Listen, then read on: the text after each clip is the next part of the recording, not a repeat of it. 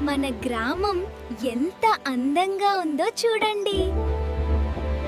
ఒకరోజు నేను కూడా ఓ పెద్ద సాహసం చేస్తాను. అబ్బో! నక్షత్రం నా తోటలో పడిందా? దయచేసి నాకు సహాయం చేయండి. నేనున్నాను. నేను నీకు సహాయం చేస్తాను. నన్ను నా ఇంటికి ఆకాశానికి తిరిగి తీసుకెళ్తావా? తప్పకుండా నేను నిన్ను రక్షిస్తాను. రా, మనం కలిసి నీ ఇంటి దారి కనుక్కుందాం. నీతో ఉంటే నాకు భయం లేదు.